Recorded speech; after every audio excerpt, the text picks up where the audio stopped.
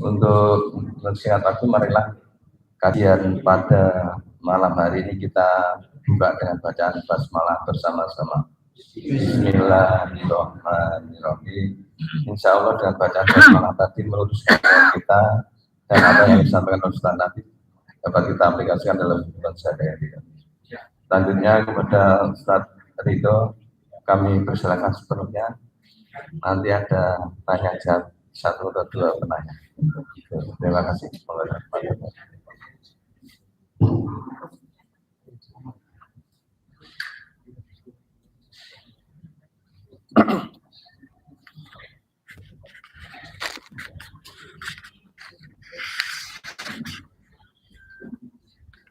Assalamualaikum warahmatullahi wabarakatuh.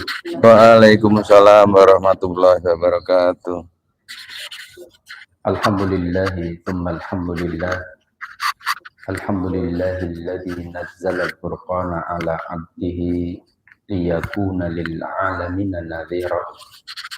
Wa huwa alladzi ja'ala al-laila wan nahara khilfatan liman arada an yadhakkara aw arada syukura. Asyhadu an la ilaha illallah wahdahu la syarika lah wa asyhadu anna Muhammadan abduhu wa rasuluh. Allahumma salli wa sallim wa barik ala sayyidina wa habibina wa uswatina wa qudwatina wa qurrati a'yunina Muhammadin sallallahu alaihi wasallam wa ala alihi wa ashabihi wa ikhwani. Ma'asyiral muslimin wal muslimat, hafizakumullahu ta'ala. Alhamdulillah, pada kesempatan malam hari ini Allah subhanahu wa ta'ala memberikan kepada kita rahmatnya, karunia-Nya dengan kasih sayang Allah subhanahu wa ta'ala. Allah memberikan petunjuk kepada kita untuk bisa melangkahkan kaki kita menuju masjid Allah subhanahu wa ta'ala, dan kemudian kita tetap duduk di majelis ilmu dalam rangka kita sama-sama untuk tafaqquh fiddin, untuk pemahaman kita di dalam agama Allah subhanahu wa ta'ala. Maka ini sebuah karunia yang besar. Pada kesempatan malam hari ini kita akan membahas tentang sifat-sifat kemunafikan, bentuk-bentuknya, macamnya, serta bagaimana upaya kita untuk menjauhkan sifat-sifat kemunafikan ini ada pada diri kita. Kenapa? Karena orang-orang munafik itu diancam oleh Allah subhanahu wa ta'ala berada di kerak neraka yang paling bawah. Kita tahu kalau kita melihat atau memasak nasi, maka pakai kompor misalkan, maka biasanya yang paling panas dan paling gosong atas atau bawah? Bawah. Makanya Allah subhanahu wa ta'ala menyatakan, innal munafiqina fid darkil asfali minan nar. Sesungguhnya orang-orang munafik itu berada di kerak neraka yang paling bawah. Asfal itu sesuatu yang bawah. Makanya sesuatu yang bawah diinjak-injak di jalan itu namanya apa? Aspal. Makanya banyak bahasa Indonesia yang diserap dari bahasa Arab. Aspal, kemudian apalagi wilayah, daerah, ya, kemudian sujud, abdi, kemudian kalau kita menyebutnya abdi dalam misalkan, abdun itu abdi itu juga bahasa Arab. Kemudian ikhlas, istiqomah, ridho, sabar, ya, itu semua bahasa Arab. Belum lagi hari-hari kita juga mengambil dari bahasa Arab. Yaumul Ahad hari pertama, Yaumul Itsnain hari kedua jadi Senin, Yaumul Tsulatsa hari ketiga menjadi Selasa, Yaumul Arbi'a hari keempat menjadi Rabu, Yaumul Khamis hari Kamis hari kelima, Yaumul Jum'ah hari Jumat, Yaumus Sabt menjadi Sabtu. Semua itu diambil dari bahasa. Maka kalau ada orang Indonesia kok, saya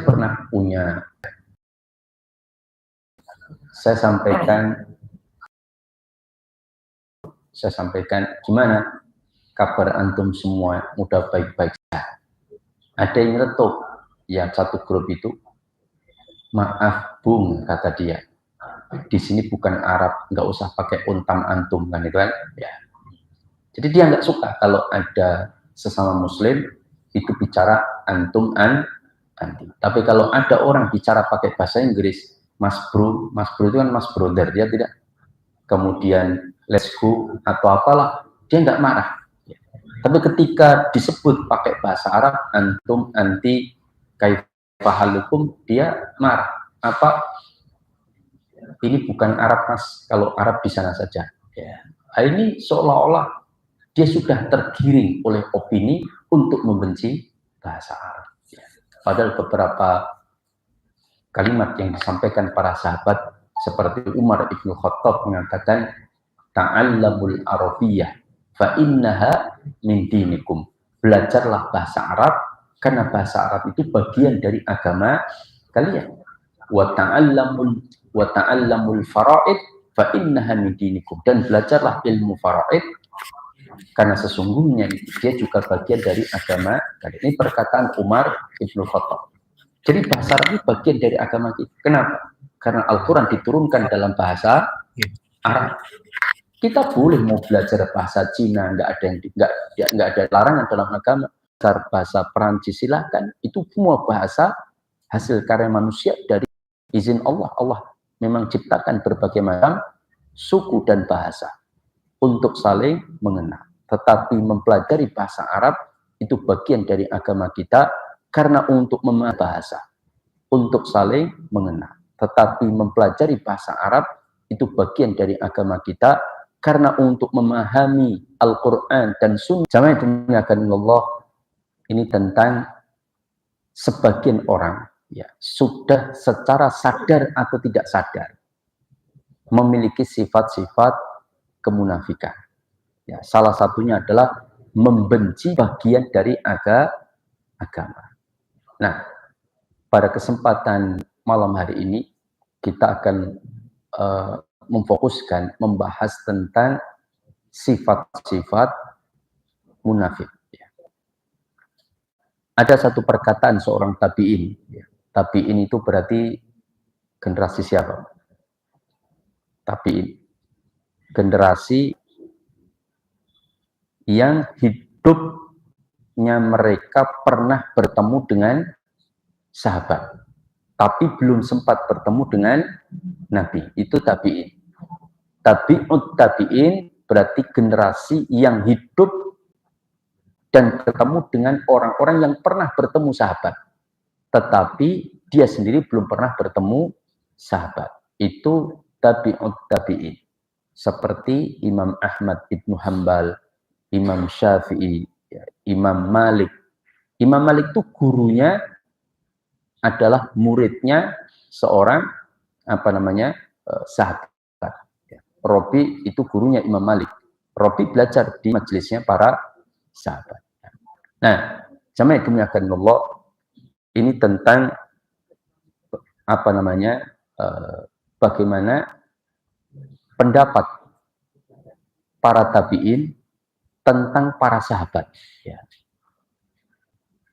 Seorang tabi'in mengatakan, aku sudah bertemu dengan 30 lebih sahabat Nabi.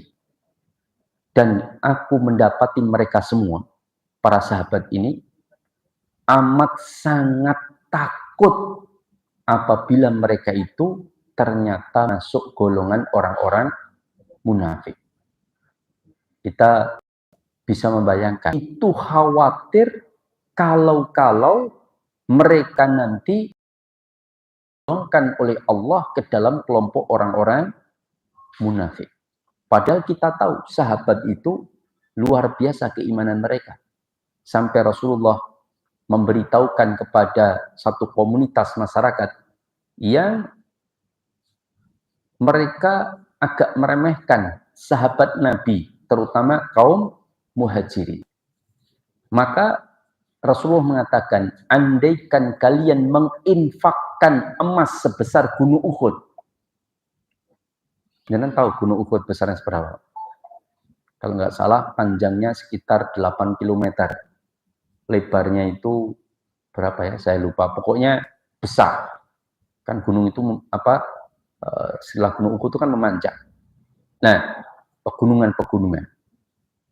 Andaikan kalian menginfakkan emas sebesar gunung Uhud, kalian belum menyamai amal yang dikerjakan oleh sahabat-sahabatku, kata Rasulullah. Meskipun sebesar 1 mud dari apa yang mereka amalkan, sedekahkan, itu nggak bisa kalian samai dengan menginfakkan sebesar gunung Uhud sebuah emas. Atau setengahnya, kata Rasulullah. Itu menunjukkan betapa luar biasanya keimanan dan perjuangan para sahabat. Nah, kata beliau, seorang tabi'in, dia mengatakan, aku bertemu lebih dari 10 orang sahabat, semuanya khawatir diri mereka jatuh pada sifat-sifat kemunafikan. Salah satu sahabat yang luar biasa, yang dijuluki oleh Rasulullah Shallallahu Alaihi Wasallam Al-Faruq. Siapa, Pak? Siapa sahabat yang dijuluki Al-Faruq? Siapa? Utsman atau Abdurrahman bin Auf? Siapa? Alhamdulillah, nggak terkecoh. Umar ibnu Khattab. Umar ibnu Khattab dijuluki Rasulullah Al-Faruq. Ada juga sahabat yang dijuluki Aminul Ummah, yang dipercaya oleh umat. Siapa? Yang kalau Abu Bakar As-Siddiq dijuluki apa? As-Siddiq, yang membenarkan perkataan Nabi meskipun saat itu banyak orang meragukan. Karena Rasulullah mengatakan, aku melakukan perjalanan dari Mekah ke Masjidil Aqsa, dari Sidratul Muntaha, langit di atas langit ke-7, itu hanya dalam 1 malam. Itu dura percaya, Pak. Banyak yang tidak percaya.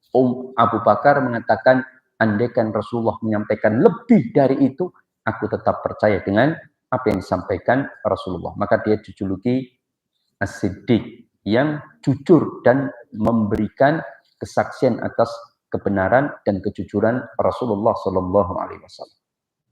Itu Abu Bakar, dijuluki As-Siddiq. Ini dijuluki Aminul Ummah, yang dipercaya oleh umat. Siapa? Hadiahnya keripik jagung, Pak.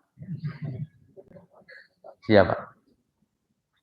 Aminul Ummah, Abu Ubaidah ibnu Jarrah, yang dijuluki Dzun Nurain, pemilik 2 cahaya. Siapa? Utsman ibnu Affan. Ya. Itu dijuluki Dzun Nurain, pemilik 2 cahaya. Kenapa? Karena menikahi 2 putri Rasulullah, tapi nggak sekaligus. Kakaknya kemudian adiknya. Kakaknya meninggal, kemudian Rasul menikahkan dengan adiknya. Maka disebut Dzun Nurain. Mungkin saya ya mirip-mirip lah ya, saya mungkin loh ya. Nah, maka ini tentang julukan-julukan yang Rasulullah berikan. Ada juga yang dijulukan ternyata meleset, yaitu ciri orang munafik. Insya Allah mas, kulo balik ke utang kulo mengke 3 dino. Kulo pun janji. Kadang-kadang nganggo demi Allah barang, Pak. Nah, ternyata 3 dino tenan, HP ini mati, bulai parani bulak balik, mboten enten. Jedul sasi ngarep, Pak. Pak jedul, piye Mas tak boleh. Wah, ngapunten kulo lali kan kata baik. Padahal ndelik. Nah, itu yang terjadi. Orang yang sering menyalahi janji itu berarti telah memiliki sifat kemunafikan. Apalagi kata Allah Subhanahu wa taala dalam Al-Qur'an, ciri orang munafik itu wa idza qamu ila sholati qamu kusala. Jika dia menegakkan sholat, dia tegakkan dengan malas. Makanya kita ini muhasabah. Apakah dalam menegakkan sholat itu malas atau tidak? Karena kalau malas berarti kita punya sifat orang munafik, Pak. Salah satu sifat orang munafik. Makanya Rasulullah menyampaikan, atqalu sholatu 'alal munafiqina sholatul isya wa sholatul fajar. Sholat yang paling berat dilaksanakan orang munafik itu adalah sholat isya dan sholat subuh. Sekarang jadi pertanyaan, orang itu berada di rumah lebih banyak mana Pak? Siang hari atau subuh Pak? Laki-laki ya Pak? Yang lebih banyak di rumah? Subuh atau siang hari Pak? Subuh. Tapi kenapa duhur Jumatannya lebih banyak daripada subuh? Kan ngerti Pak? Kalau alasan baru pergi kan subuh kan doni omah kabeh Pak. Mayoritas kan jarang subuh-subuh nyambut gawe kecuali bakul sayur Pak, esok-esok mungkin beda Pak ya.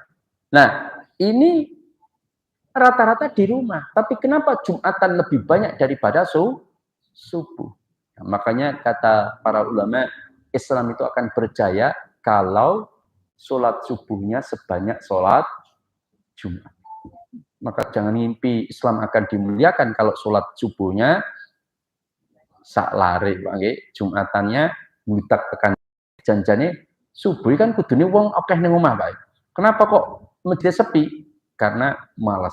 Nah, sifat malas berat untuk melaksanakan sholat itu salah satu sifat orang munafik. Kemudian sifat yang lain, yuraunan nas, mereka kalau melakukan amalan itu riya. Kalau melakukan amalan riya.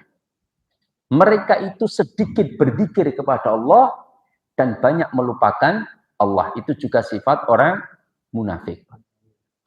Lalu siapa lagi sifat orang munafik? Tidak menyukai sunnah Rasulullah Sallallahu Alaihi Wasallam.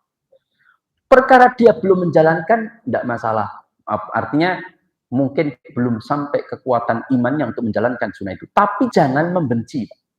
Kalau sudah membenci sunnah, itu salah satu sifat kemunafikan. Atau sifat orang munafik yang lain, kata para ulama, yaitu menolak atau membenci syariat Islam. Contoh, dengan pangamputan ibu-ibu, niki saya akan membagi warisan dari keluarga panjenengan sesuai dengan ilmu faraid, sesuai dengan ilmu warisan. Dalam ketentuan Islam, anak laki-laki akan mendapatkan sisa dari ashabul furud yang telah ditetapkan bagiannya, entah setengah an-nisf, yaitu kemudian atau seperempat ar-rubu atau al-khumus seperlima atau seperenam as-sudus, seperlima nggak ada seperenam as-sudus atau at-tumun seperdelapan seperti istri jika suami punya anak. Tetapi sisanya nanti akan masuk ke dalam asobah. Laki-laki 2 bagian, perempuan 1 bagian. Apa kata perempuan? Ustadz, menurut saya itu nggak adil. Wong saya itu anak bapak ibu, kok itu setengah daripada laki-laki? Lah aturannya, wah saya nggak cocok kalau aturan seperti itu. Loh berarti jangan menolak syariat Allah. Loh iya, lah nggak adil loh. Menurut saya itu nggak adil. Wah ini bahaya Pak. Dia telah jatuh kepada kemunafikan akbar. Besar. Dan itu bisa mengeluarkan dia dari keislaman. Ya. Kalau dia menganggap syariat Allah itu lebih rendah, atau dia menolak satu saja aturan Allah, syariat Allah, itu ijma ulama mengatakan dia bisa jatuh kepada kekufuran. Cuman kita tidak boleh sembarangan memvonis, paham? Kalau ada orang kemudian melakukan itu, kemudian kita langsung, wah berarti jangan kafir. Nggak boleh Pak, karena ada mawani, penghalang-penghalang kekufuran.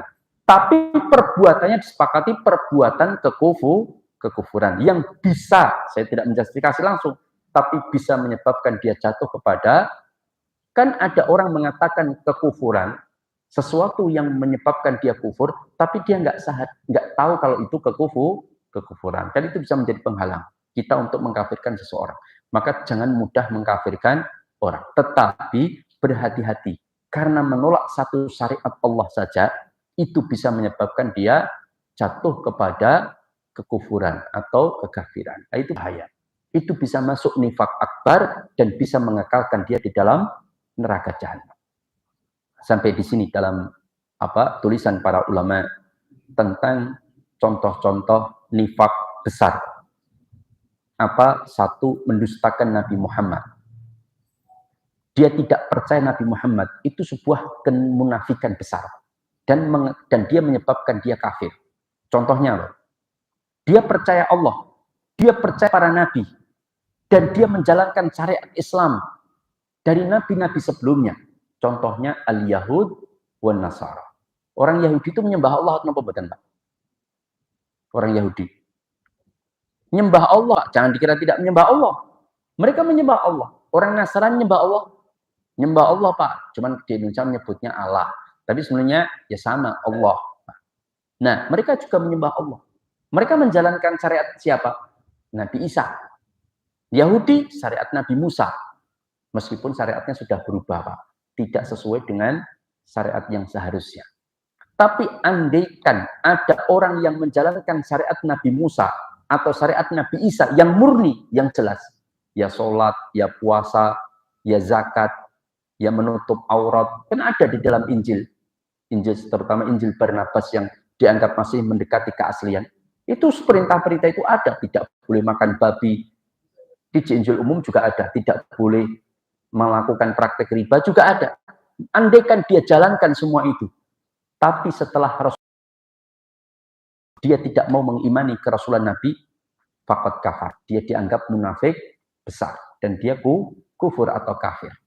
Nah itu dia wajib. Makanya para ulama, mayoritas seperti Imam Nawawi menyebutkan bahwa itulah dalil bahwa Nabi Khadir, atau kita sering menyebutnya Khidir, itu telah wafat. Andaikan dia masih hidup, maka pastilah dia tinggalkan syariatnya dan mendatangi Rasulullah dan menyatakan keislamannya. Itu bukti. Kenapa? Karena syariat Nabi Muhammad itu menghapus seluruh syariat-syariat yang ada. Kalau dulu Nabi Musa menjalankan syariat Islam dengan kitabnya Taurat yang menyempurnakan kitab Zabur dari Nabi Daud, itu Nabi Khadir masih bisa menjalankan dengan ketentuan syariat sendiri. Karena Nabi Khadir buktinya apa? Membunuh anak kecil, merusak perahu. Secara syariat Nabi Musa, nggak boleh, Pak, bunuh anak kecil tanpa dosa, itu kemungkaran besar. Aturan Nabi Musa nggak boleh, tapi aturan Nabi Khadir bisa terjadi. Karena punya syariat tersendiri, artinya punya aturan tersendiri dari Allah Subhanahu wa taala. Tapi aturan Nabi Muhammad itu menghapus seluruh syariat yang ada. Makanya siapapun yang setelah datangnya Nabi dia tidak mau mengimani Rasulullah, faqad kafar. Ya. Nah, ini yang pertama. Yang kedua, contoh kekufuran yang besar, yaitu mendustakan sebagian ajaran Nabi. Jadi ada ajaran Rasulullah SAW itu didustakan, artinya tidak diterima. Ya, tidak diterima. Oh, masalah syariat ini saya nggak mau. Ya, saya maunya syariat yang ini. Oh, masalah aturan faraid saya nggak mau pakai. Nah, itu bisa jatuh kepada kemunafikan besar. Ya, karena menolak sebagian ajaran Rasulullah SAW. Menurut saya sholat itu nggak wajib. Misalkan, ada nggak begini? Ada, Pak, saya ketemu orangnya. Dia aliran Islam, aliran kebatinan, Pak. Jadi sholat itu dibatin saja. Yang penting eling Gusti Allah. Kan aqimis sholat lidikri, tegakkan sholat untuk mengingatku. Berarti intinya mengingat Allah. Mending duduk manis semedi mengingat Allah daripada jengkang-jengking orang ingat Gusti Allah. Itu namanya aliran kebatinan. Opo-opo dibatin. Mangan ya mungkin ya dibatin, Pak. Ya. Nah, itulah aliran kebatinan. Nah, orang seperti ini menolak syariat Rasulullah, artinya menolak sebagian ajaran Rasulullah, maka dia masuk kategori kemunafikan atau membenci, kata para ulama, membenci sebagian atau seluruh syariat Rasulullah SAW. Termasuk pula membenci Nabi, itu termasuk kemunafikan besar. Nggak boleh. Ada nggak yang membenci Nabi? Dari kalangan yang mengaku Muslim, Pak? Ada, Pak. Salah satu kelompok Syiah, Rafidhah, itu mereka membenci Nabi. Saya pernah dengarkan ceramahnya orang Syiah, ya. Dalam bahasa Arab, dia itu mengatakan begini. Ya Muhammad Rasulullah. Dia mengakui Nabi. Tapi dia membenci tindakan Rasulullah menurut mereka. Ya Muhammad Rasulullah. Ini semua akibat dari perbuatanmu ya Muhammad. Tidak mau menyampaikan risalah Allah Subhanahu wa taala. Allah telah menjelaskan tentang penggantimu adalah Ali bin Abi Thalib, tapi engkau menyembunyikannya. Maka kelak di akhirat engkau akan mempertanggungjawabkan ya Muhammad Rasulullah. Luar biasa, Pak. Mengata-ngatai Rasulullah berkhianat. Wah, ini padahal nggak ada dalil satupun yang menyebutkan secara jelas bahwa pengganti Nabi itu Ali bin Abi Thalib. Semua isyarat justru merujuk kepada Abu Bakar As-Siddiq. Seperti ketika Rasulullah sakit, menunjuk pengganti imam siapa? Abu Bakar. Itu menunjukkan bahwa penggantinya Nabi adalah Abu Bakar As-Siddiq. Nah, itu mereka membenci Rasul, berarti mereka termasuk orang-orang yang jatuh pada nifak akbar, nifak besar. Kemudian tidak senang dengan kejayaan Islam atau ajaran-ajaran Islam. Tapi jika Islam terpuruk, maka dia juga malah justru lebih senang. Ya. Orang meninggalkan syariat Islam, tidak berhijab, kemudian melakukan budaya-budaya di luar Islam, senang Pak. Oh, ini lah malah lebih HP daripada menjalankan ajaran Islam. Oh, itu sifat munafik. Berat. Makanya ini yang harus kita hindarkan. Nah, sekarang terakhir Pak ya, karena sudah 8:30. Terakhir, yaitu bagaimana cara-cara kita menghindarkan sifat-sifat kemunafikan pada diri kita. Apa caranya? Kata para ulama, yang pertama, berupayalah untuk bisa mengerjakan sholat 5 waktu, terutama di belakang imam selama 40 hari, minimal Pak. Maksudnya, bukan berarti itu wis petang puluh dino berarti rasa sholat, bukan. Tapi upayakan istiqomah sholat di belakang imam dan tidak ketinggalan takbiratul ihram. Saya sebutkan hadisnya tentang bagaimana sholat di belakang imam yang selama 40 hari dia terus di belakang imam, tidak ketinggalan takbiratul ihram. Ya. Kok mati HP saya? Maksudnya internetnya. Nah ini, hadis riwayat Imam At-Tirmidzi disahihkan oleh para ulama ahli hadis, salah satunya Syekh Al-Albani rahimahullah. Beliau mengatakan, Rasulullah bersabda dari Anas bin Malik, Rasulullah pernah bersabda, "Man shalla lillahi arba'ina yawman fi jama'atin yudriku at-takbiratu al-ula kutibat lahu bara'atani, bara'atun minan nar wa bara'atun min nifaq."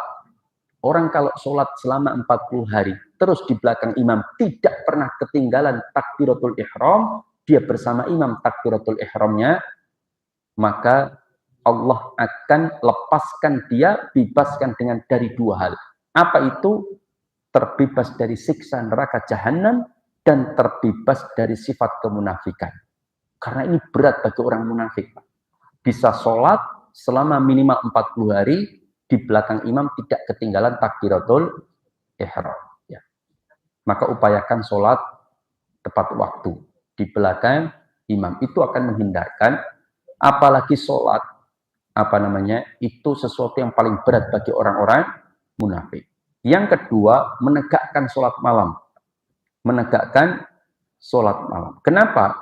Karena sholat malam itu sholat yang paling berat. Athqalu sholatu alal munafiqina sholatul isya wa sholatul fajar. Sholat yang paling berat bagi orang munafik itu sholat isya dan sholat subuh. Maka kalau sholat subuh kita malas Pak, maka ingat itu sifatnya orang munafik. Maka kita segera bangkit. Apalagi sholat malam, sholat yang tahajud misalkan, itu menghindarkan sifat kemunafikan. Yang ketiga, belajar agama. Ternyata tafaqquh fiddin itu menghilangkan atau menjauhkan diri kita dari sifat-sifat orang munafik. Rasulullah menyampaikan, tidak akan berkumpul 2 perkara dalam diri orang munafik. Apa 2 perkara itu? Tafaqquh fiddin, orang yang memahamkan dirinya pada agamanya, dan yang kedua, husnul khuluq, yaitu akhlak yang baik. Itu nggak mungkin 2 sifat itu berkumpul dalam diri orang munafik. Akhlaknya baik dan mau duduk di majelis ilmu dalam arti tafaqquh fiddin. Itu nggak mungkin. Makanya duduknya kita ini bagian dari menghilangkan sifat-sifat kemunafikan. Kemudian berzikir dan berdoa kepada Allah. Senantiasa berzikir, memperbanyak zikir. Makanya orang-orang munafik itu disebutkan dalam Al-Quran, mereka sedikit dalam mengingat Allah, sedikit dalam berzikir kepada Allah. Maka dengan ketika pulang dari masjid, daripada mau menentok, melaku, 3 menit, petang menit, semenit, lebih baik kita berzikir, Pak. Zikir tidak harus duduk, boleh berjalan, silahkan. Maka berzikirlah. Kita baca zikir dari masjid ke rumah, butuh waktu 1 menit sampai rumah. Kalau kita istighfar astagfirullah, 1 detik 1 istighfar, astagfirullah, astagfirullah, astagfirullah, 1 menit sudah 60 kali istighfar. Sudah berapa banyak dosa yang akan digugurkan oleh Allah. Maka daripada digugurkan dosanya dengan loro stroke, loro untu, kemudian tabrakan, kemudian anaknya meninggal atau apapun, maka lebih baik kita memperbanyak istighfar. Demikian, mudah-mudahan apa yang saya sampaikan bermanfaat. Pas 1 jam, aku qouli hada wa astaghfirullah li wa lakum innahu huwal ghafurur rahim.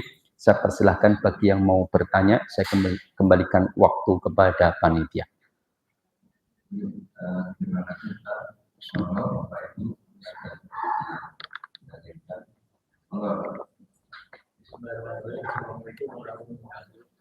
Waalaikumsalam warahmatullahi wabarakatuh. Kalau Raja Saudi Arab itu sekarang mau perubahan total. Iya. Ya. Itu menurut Ustaz gimana, Pak? Perubahan apa? Iya, perubahan ini sekarang wanita diperbolehkan untuk tidak pakai hijab ya. Di Saudi. Ya. Ya. Terus kemudian perempuan boleh mengendarai mobil. Terus sekarang di Saudi itu Diskotik. ya. Termasuk Konser-konser. pakai masai. Ya. Karena menurut beliau, Saudi Arabia itu tidak lagi mengandalkan minyak, karena minyak itu kan lebih kurang diobservasi 40 tahun sudah habis. Makanya dia butuh para wisatawan. Oke, gimana? Ya, terima kasih. Pertama, kalau orang mengira bahwa kekayaan itu dia bergantung pada minyak, maka dia salah besar. Karena rezeki itu yang memberikan siapa? Allah Subhanahu wa Ta'ala. Maka jangan mengira kalau tidak melakukan praktek haram, nanti kita nggak dapat harta. Wah, ini berat. Ini menunjukkan sifat orang yang tidak tawakal kepada Allah. Meskipun kita hidup gersang di tempat yang tandus, panas, kalau Allah memberikan rezeki, datang, Pak. Allah sudah buktikan itu di dalam mana, Pak? Kisah Hajar dengan Ismail. Ditaruh di padang gersang panas batuan, hidup nggak, Pak? Hidup, Pak. Dengan apa? Allah munculkan mata air. Air muncul, burung-burung pada berputar di atasnya untuk turun ke bawah minum. Para musafir melihat ada burung-burung turun ke bawah, berarti ada air. Datanglah dia sana. Minta izin Hajar untuk mengambil air, diganti dengan buah-buahan, pakaian, macam-macam. Akhirnya hidup nggak Hajar? Hidup. Bahkan membangun disebut dengan Ummul Qura, ibunya desa-desa. Itu orang kalau tawakal kepada Allah. Tapi kalau orang sudah, wah, kalau saya tidak utang riba nanti saya nggak bisa sukses. Kalau saya tidak nyolong nanti nggak bisa balik modal. Ya sudah, berarti dia percaya dengan dia tidak tawakal kepada Allah. Nah sekarang betul, sekarang itu sudah mulai beralih ke listrik, betul atau tidak? Mobil, motor, maka minyak mulai ditinggalkan. Apalagi menurut penelitian, minyak-minyak sudah mulai habis, Pak, di dasar bumi. Minyak itu diambil terus, itu ternyata menyebabkan menurut sebagian orang ya, ternyata membuat bawah rongga-rongga di bawah bumi, sehingga lempengan-lempengan bumi itu lebih mudah bergerak. Sehingga ketika lebih mudah bergerak, bergeser, akhirnya sering gempa, ya. Itu salah satu akibatnya. Nah, menurut penelitian, tapi secara akibat semua takdir Allah, dan takdir Allah salah satu penyebabnya adalah banyaknya kemaksiatan sehingga Allah mentakdirkan itu terjadi gempa-gempa. Nah, sekarang terus gimana Ustadz dengan kondisi misalkan Arab Saudi dengan seperti itu? Ya jelas itu bermasalah, kan ngoten.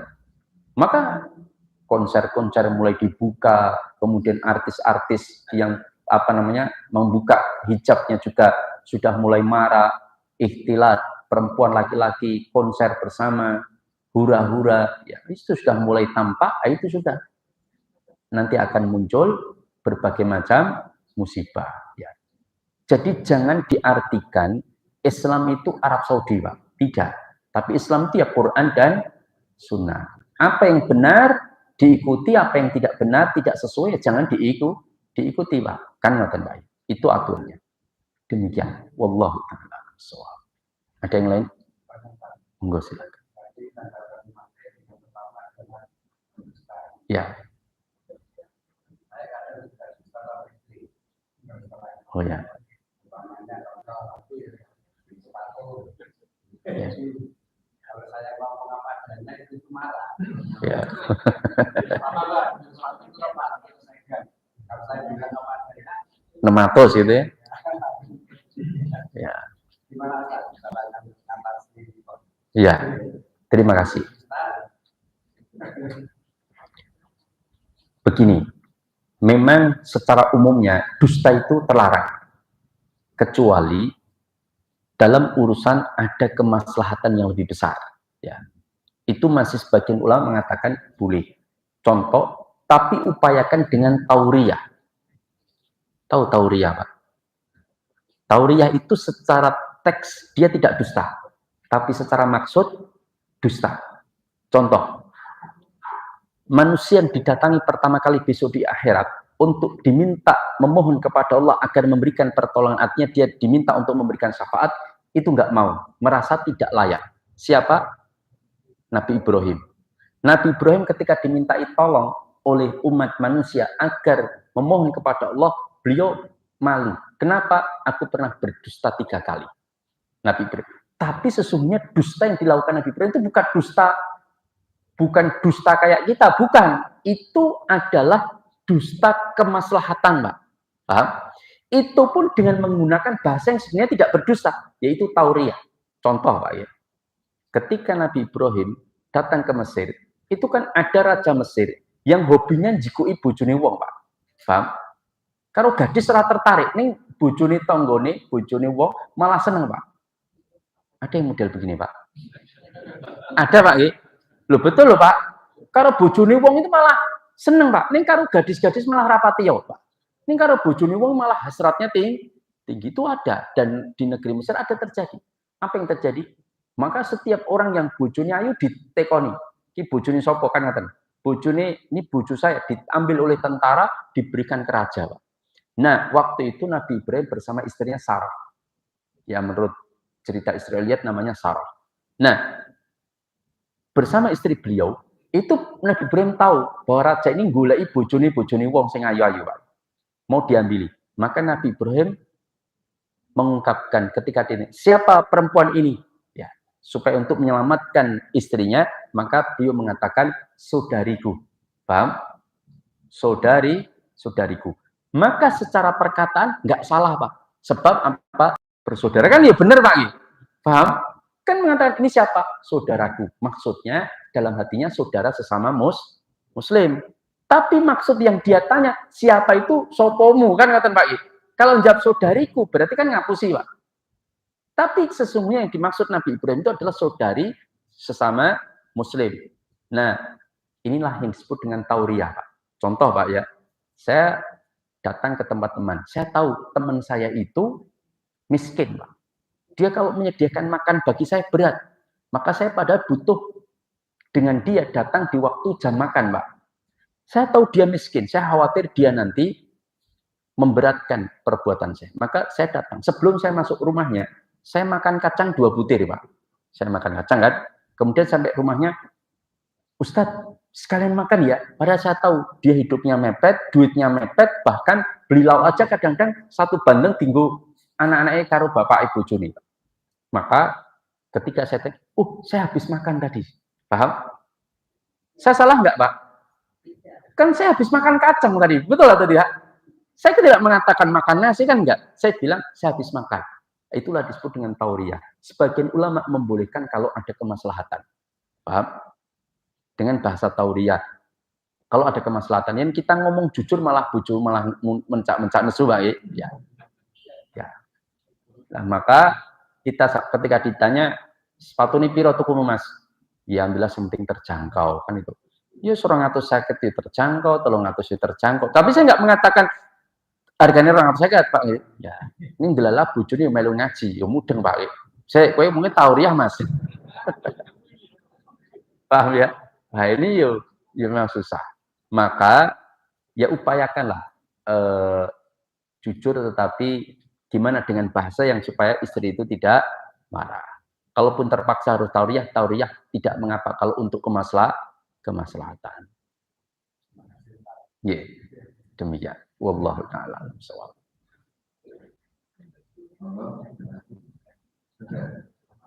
Ya, cukup. Demikian dari saya, mudah-mudahan bermanfaat. Aku qouli hadza wa astaghfirullah li wa lakum innahu wal ghafurur rahim.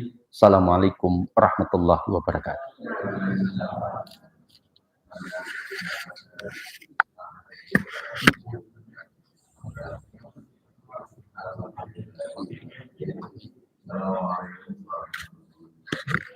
Waalaikumsalam.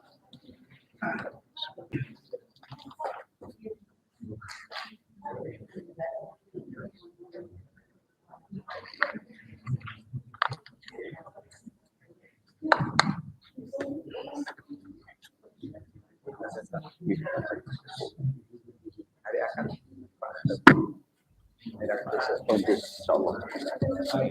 Barakallah. Waalaikumsalam.